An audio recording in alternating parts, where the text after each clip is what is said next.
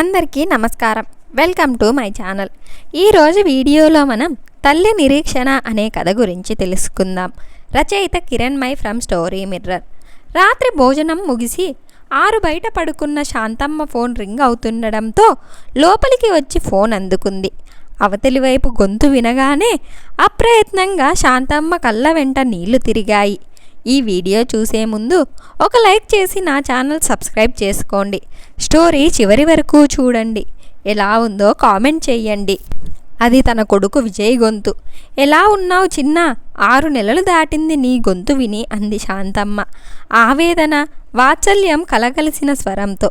బాగానే ఉన్నానమ్మా, కాస్త పని ఒత్తిడిలో ఉండి ఫోన్ చెయ్యలేకపోయాను అంటూ సమాధానమిచ్చాడు విజయ్ తన తల్లి అడిగిన ప్రశ్నలకి. నువ్వు ఎలా ఉన్నావమ్మా, నీ ఆరోగ్యం ఎలా ఉంది అని అడుగుతాడని ఆశగా ఎదురు చూసిన శాంతమ్మకి నిరాశే మిగిలింది. చెప్పదలుచుకున్న విషయాలన్నీ చెప్పి తన సమయం వృధా కాకుండా 2 ముక్కల్లో చెప్పేసి తనకి అనవసరమైన విషయాలను ప్రస్తావించకుండా ఫోన్ పెట్టేయడం అలవాటే విజయ్కి. తన క్షేమ సంచారం తెలుసుకోవడం కూడా ఆ అనవసరమైన విషయాలలో ఒకటి. కానీ ఈసారి తన తల్లి ఆనందంతో ఎగిరి గంతేసే విషయం ఒకటి చెప్పి శాంతమ్మ ఇంకా ఏదో మాట్లాడబోతుంటే తనకు వేరే పనుందని చెప్పి ఫోన్ పెట్టేశాడు. ఇంతకీ ఆ విషయం ఏమిటంటే విజయ్ తనకి 2 నెలల సెలవులు ఇవ్వడంతో తన అత్తగారింట్లో 1 నెల రోజులు, అమ్మగారింట్లో 1 నెల రోజుల పాటు సరదాగా గడపడానికి తన భార్య పిల్లలతో అమెరికా నుండి ఇండియాకు 2 వారాల్లో వస్తున్నాడు. ఈ విషయం తెలిసిన దగ్గర నుంచి శాంతమ్మ ఆనందానికి అవధులు లేవు.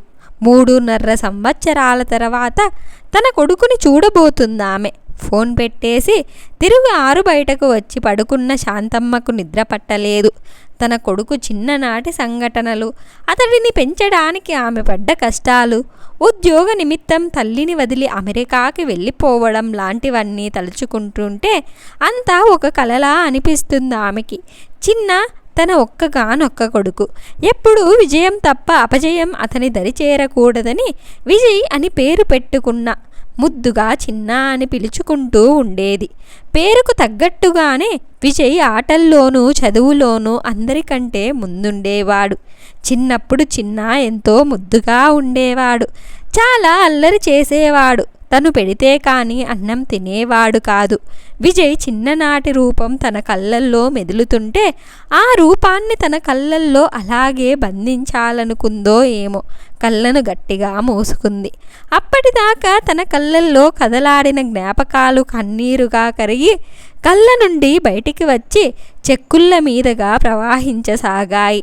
చిట్టి చిట్టి చేతులతో తన చిన్న ఏడవకమ్మ అంటూ చెంపలపై చెరిన కన్నీటిని తుడుస్తున్నట్లనిపించింది. ఒక్కసారిగా కళ్ళు తెరిచి చూసింది శాంతమ్మ. అంతా తన భ్రమ. అయినా తన పిచ్చి కాని చిన్న ఇప్పుడు చిన్నవాడు కాదు కదా, 2 పిల్లలకి తండ్రి. వాడి కుటుంబం, ఆ ఫీజు తప్ప మరో ధ్యాస లేనంత పెద్దవాడైపోయాడు. కన్న తల్లి యోగక్షేమాలు కూడా తెలుసుకోలేనంత గొప్పవాడు అయిపోయాడు అనుకుంది. పొంగుకొస్తున్న కన్నీటిని కొంగుతో తుడుచుకుంటూ శాంతమ్మ ఇలా భ్రమపడడం ఇది మొదటిసారి కాదు. తను బాధపడిన ప్రతిసారి చిన్న తన కన్నీళ్ళ తుడుస్తున్నట్టు ఆరోగ్యం సహకరించక తనకేముంటుందో అని భయపడి ప్రతిసారి నీకేం కాదమ్మా, భయపడకు, నేనున్నాను కదా అని తన భుజం తడుతూ భయాన్ని పోగొడుతున్నట్టు భ్రమపడుతుంది. అంతలోనే అదంతా నిజం కాదని తెలుసుకుని కన్నీటి పర్యంతమవుతుంది. ఆ రాత్రంతా తన కొడుకు ఆలోచనలతోనే గడిచిపోయింది. ఎప్పుడు తెల్లారిందో కూడా గమనించలేదామె. పాలవాడు పాలు తీసుకుని బయట నుంచి అరుస్తుంటే ఆ అరుపులకి ఈ లోకంలోకి వచ్చింది శాంతమ్మ. సూర్యకిరణాలు చీకటిని చీల్చుకొని సంపూర్ణ వెలుగుని ప్రసాదిస్తూ నేల తల్లిని, ఆ తల్లి ఒడిలో ఉన్న తనని తాకుతున్నాయి. అప్పుడే తెల్లారిందా అనుకుంటూ లేచి సూర్య భగవానుడికి నమస్కరించి పాలవాడి దగ్గరికెళ్ళి రోజుటి కంటే 4 లీటర్లు పాలు అదనంగా పోయించుకుంది. విషయం ఏమిటంటే పాలవాడు అడిగితే 2 వారాల్లో తన కొడుకు వస్తున్నాడని, అతడి కోసం పాలకోవలు చేయడానికి అని చెప్పింది. అలాగే ఎదురింటి తాయారమ్మకి, పక్కింటి మాధురుకి, వెనుకుంటి జయమ్మకి, ఇలా చుట్టుపక్క ఇళ్ళ వాళ్ళందరికీ చెప్పి వచ్చింది తన కొడుకు రాక గురించి. ఈ మధ్యకాలంలో ఇరుగు పొరుగు వారెవరూ ఆమె ఇంత ఆనందంగా ఉండడాన్ని చూడలేదు. తిరిగి ఇంట్లోకి వచ్చిన శాంతమ్మ కొడుకుకి ఏమేమి ఇష్టమో లిస్టు తయారు చేసుకుంది. ఆ లిస్టు ప్రకారం మొదట పాలకవ్వలు చేయడం మొదలుపెట్టింది. తర్వాత జంతికలు, అరిసెలు, కజ్జికాయలు, రవ్వలడ్డులు, సజ్జబూరెలు చేసింది. ఊరమిరపకాయలు, వడియాలు పెట్టింది. ఇలా వారం రోజుల పాటు ఆరోగ్యం సహకరించకున్నా తన కొడుక్కి ఇష్టమైన వంటకాలన్నీ చేసి సిద్ధంగా ఉంచింది. ఇంకా తన కొడుకు రావడానికి వారం రోజులు ఉన్నాయి. ప్రతి క్షణం ఒక యుగంలా గడుస్తుంది శాంతమ్మకి. అమెరికాలో సాఫ్ట్వేర్ ఇంజనీర్గా పనిచేస్తున్న విజయ్కి 9 ఏళ్ల క్రితం రమ్యతో వివాహమయ్యింది. వివాహానంతరం తన భార్యని తీసుకుని అమెరికా వెళ్ళిన కొడుకు ఈ 9 ఏళ్ల కాలంలో 3 సార్లు మాత్రమే తన తల్లిని చూడడానికి వచ్చాడు. మొదటిసారి వచ్చినప్పుడు పిల్లలతో వచ్చాడు. తర్వాత నుంచి ఒక్కడే వచ్చేవాడు. అదేమని అడిగితే ఏవో కారణాలు చెప్పేవాడు. జరిగిందేదో జరిగిపోయింది. ఇన్నాళ్ళకైనా తన చిన్న అతని పిల్లలను తీసుకుని తనని చూడడానికి వస్తున్నాడు. అదే చాలు అనుకుని సంబరపడిపోతుంది శాంతమ్మ. కొడుకు రాక కోసం ఎదురు చూస్తున్న ఆమెకు వారం రోజులు 4 రోజులు చాలా భారంగా గడిచాయి. ఇంకా 3 రోజులు అంటే 72 గంటల 4320 నిమిషాలు. ఒక్కొక్క నిమిషానికి గడియారం వంక చూస్తుంది. మన్ను తిన్న పాములా నిదానంగా కదులుతున్న గడియారం నిమిషాల ముళ్ళును చూస్తుంటే చిరాకేస్తుంది శాంతమ్మకు. కొడుకు కోసం ఇలా ఎదురు చూడడం కొత్త కాదామెకి. చిన్న తన కడుపులో ఉన్నప్పుడు నవమాసాలు ఎదురు చూసింది. ఎప్పుడెప్పుడు తన చిట్టి తండ్రిని తన చేతుల్లోకి తీసుకొని ముద్దాడదామా అని. అతడు పుట్టాక మళ్ళీ ఎదురు చూడడం మొదలుపెట్టింది. తనని అమ్మ అని పిలిచే రోజు కోసం.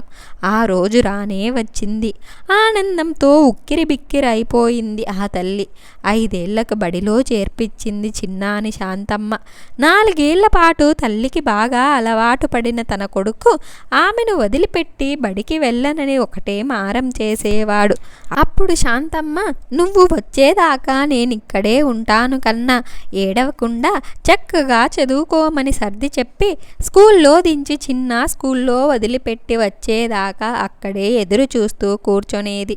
స్కూల్ వదిలిపెట్టగానే చిన్న పరిగెత్తుకుంటూ వచ్చి అమ్మా అంటూ తనని చుట్టేసేవాడు. ఆ స్పర్శ కోసం ఎంతసేపైనా ఎదురు చూడొచ్చు అనిపించేది ఆమెకి. నిజానికి కొడుకు కోసం ఎదురు చూడడంలో ఏ తల్లికి అయినా ఆనందం ఉంటుంది. అప్పటిదాకా అదే ఆనందం తను పొందింది. చిన్న స్కూల్ చదువు అయిపోయాక పై చదువుల కోసం వేరే ఊరు వెళ్ళి అక్కడ హాస్టల్లో ఉండి చదువుకునేవాడు. అప్పటి నుండి ఆమె ఎదురుచూపు బాధగాను నిరాశగాను మిగిల్చింది. కారణం చిన్నాలో వచ్చిన మార్పే. శాంతమ్మ తను సరిగా తినకుండా పైసా కూడబెట్టి డబ్బులతో సరుకులను తెప్పించి రకరకాల పిండి వంటలు చేసి వాటిని తీసుకెళ్లి కొడుక్కి ఇచ్చి వచ్చేది. బదులుగా బాగున్నాయమ్మా అనే చిన్న మాట కోసం ఎదురు చూసేది. ఎందుకమ్మా ఇవన్నీ, ఆయిల్ ఫుడ్ ఎవరు తింటారని తెచ్చావు అంటూ విసుక్కునేవాడు. చివుక్కుమనేది శాంతమ్మ మనసు. పండుగలను తన కొడుకుతో సంతోషంగా జరుపుకోవాలని, అతడికి పండుగ సెలవులు ఎప్పుడు ఇస్తారా అని ఎదురు చూసేది. తీరా సెలవులిచ్చాక, నేను మా ఫ్రెండ్స్ టూర్ ప్లాన్ చేసుకున్నామమ్మా, ఈ సెలవులకి ఇంటికి రావట్లేదు అనేవాడు. చిన్న పుట్టినరోజును ఘనంగా జరపాలని కొడుక్కి కొత్త బట్టలు కొని అతనికి ఇష్టమైనవన్నీ చేసి పెట్టి చిన్న రాక కోసం ఎదురు చూస్తూ కూర్చొనేది. మా ఫ్రెండ్స్కి బర్త్డే సందర్భంగా పార్టీ ఇస్తున్నానమ్మా, ఇంటికి రావట్లేదు అనేవాడు. చిన్న 5వ తరగతిలో ఉండగా అతని తండ్రి రోడ్డు ప్రమాదంలో మరణించాడు. అప్పటి నుంచి అన్నీ తనే అయ్యే తన కొడుకును పెంచింది శాంతమ్మ. ఎంతో అపురూపంగా చూసుకునేది. ఎన్నో కష్టాలు పడి పెంచిన కొడుకు అతడికి ఉద్యోగం వచ్చాక తనని ఏ కష్టం కలగకుండా చూసుకుంటాడని కలలు కనేది. కానీ తనకు అమెరికాలో ఉద్యోగం చేసే అవకాశం వచ్చిందని తన తల్లిని ఒంటరిగా వదిలేసి విదేశానికి వెళ్ళిపోతాడు చిన్న. అప్పటి నుండి కొడుకు ఫోన్ కోసం ఎదురు చూడని రోజంటూ లేదు. ఏ 6 నెలలకో ఒకసారి ఫోన్ చేసి 2 నిమిషాలు మాట్లాడి పెట్టేసేవాడు. ఆమె చేస్తే బిజీగా ఉన్నానంటూ విసుక్కొనేవాడు. అతని రాక కోసం సంవత్సరాల తరబడి ఎదురు చూసేది. 2-3 ఏళ్లకు కానీ వచ్చేవాడు కాదు. మనవడు మనవరాలిని దగ్గరికి తీసుకోవాలని, వాళ్ళని తన ఒడిలో కూర్చోపెట్టుకొని రామాయణం మహాభారతం కథలు చెప్పాలని, మన సంస్కృతిని వాళ్లకు తెలియచేయాలని తప్పించిపోయేది. ఆ అదృష్టానికి తనను నోచుకోనివ్వలేదు ఆమె కొడుకు. తనకు హార్ట్ అటాక్ వచ్చినప్పుడు ఆపరేషన్ చెయ్యాలన్నారు డాక్టర్లు. చిన్నప్పటి నుండి సూది మందు వేయించుకోవడం కూడా అలవాటు లేని శాంతమ్మ ఆపరేషన్ అనగానే భయపడిపోయింది. ఆ సమయంలో తన చిన్న ఆమె పక్కన ఉండి ధైర్యం చెప్తే బాగుంటుందనిపించింది ఆమెకు.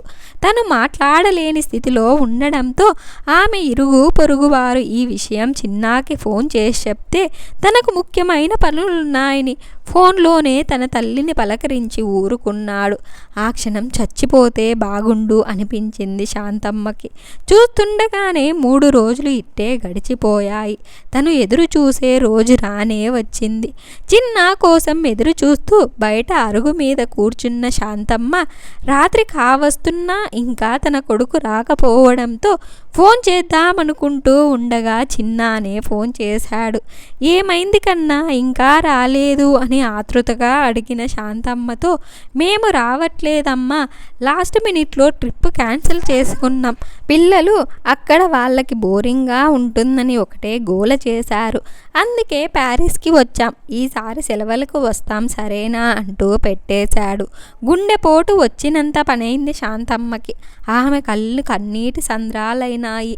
తన ఎదురు చూపుకి ఫలితం ఎప్పుడూ ఇలాగే ఉంటుంది కదా, ఇప్పుడు కొత్తేముంది అనుకుంటూ మంచంపై పడుకున్న శాంతమ్మకు మత్తుగా అనిపించడంతో కళ్ళు మూసుకొని పడుకుంది. తెల్లవారుజామున 6 గంటలయ్యింది. శాంతమ్మ ఇంకా నిద్రలేవలేదు. కన్న కొడుకు ఏళ్ల తరబడి ఆమె కోసం రాకపోయినా ఆ సూర్య భగవానుడు మాత్రం ప్రతిరోజు తన వెచ్చని కిరణాలతో నిద్రలేపి ఆమెను పలకరిస్తుంటాడు. అందుకే ఆమెకు సూర్య భగవానుడంటే చాలా అభిమానం. ఉదయాన్నే ఆయనకు నమస్కరించి కానీ ఏ పని చెయ్యదు. ఆ రోజు కూడా తన మృదువైన వెచ్చని కిరణాలతో ఆమెను నిద్రలేపడానికి ప్రయత్నించాడు. కానీ శాంతమ్మ లేవలేదు. అయినా పట్టు వదలకుండా క్రమక్రమంగా తన వేడిని పెంచుతూ ఉన్నాడు. పాలవాడు ఇంటి బయట నుండి పాలు తీసుకెళ్ళమని అరుస్తున్నాడు. కానీ ఆమెలో చలనం లేదు. దాంతో విసిగిపోయిన పాలవాడు వెళ్ళిపోయాడు. కొంత సమయానికి సూర్యుడు అస్తమించాడు. ఆమె సాయంత్రం దాకా బయటికి రాకపోయేసరికి ఏమైందోనని పక్కింటావిడ శాంతమ్మను పలకరించడానికి వచ్చింది. శాంతమ్మ అలాగే మంచం మీద ఉంది. అనుమానం వచ్చి ఆమె చెయ్యి పట్టుకొని చూసిన పక్కింటావిడకు విషయం అర్థమయ్యింది. శాంతమ్మ మరణించిన విషయాన్ని ఆవిడ అందరికీ తెలియచేసింది. చుట్టుపక్కల ఇళ్ళ వాళ్ళు, తెలిసిన వాళ్ళందరూ ఒక్కొక్కరిగా శాంతమ్మ ఇంటికి వస్తున్నారు. ఆమె తల దగ్గర దీపం వెలిగించారు. దండలు వేస్తున్నారు. ఆమెకు దగ్గర వాళ్ళు ఏడుస్తున్నారు. కొంతమంది ఆమె మంచితనాన్ని పొగుడుతున్నారు. ఇప్పటికైనా వస్తావా చిన్న, నేను పోయినందుకు ఒక కన్నీటి బొట్టునైనా రాలుస్తావా, ఎప్పుడైనా నన్ను గుర్తించుకుంటావా, ఈ పిచ్చి తల్లి ప్రేమను నీ కోసం పరితపించిన రోజులన్నీ అర్థం చేసుకుంటావా, నీ నుంచి నేనేం ఆశించాను చిన్న, నేను నీపై చూపించిన ప్రేమను నీ నుంచి తిరిగి పొందాలనుకున్నాను, అంతే కదా, ఇప్పటికైనా రా చిన్న. శాంతమ్మ పార్థివ దేహం చిన్నాను దీనంగా అర్థిస్తుంది. అతడి రాక కోసం మౌనంగా ఎదురు చూస్తుంది. అతని ప్రేమ కోసం ఎప్పటికీ ఎదురు చూస్తూనే ఉంటుంది. ఇలా ఒక తల్లి తన కొడుకు కోసం ఇంతలా ఎదురు చూసి మరణించింది. ఈ వీడియో కనుక మీకు నచ్చినట్లయితే ఒక లైక్ చేసి ఈ స్టోరీ ఎలా ఉందో కామెంట్ చేయండి. నా ఛానల్ ఇంకా సబ్స్క్రైబ్ చేసుకోకుంటే వెంటనే సబ్స్క్రైబ్ చేసుకోండి.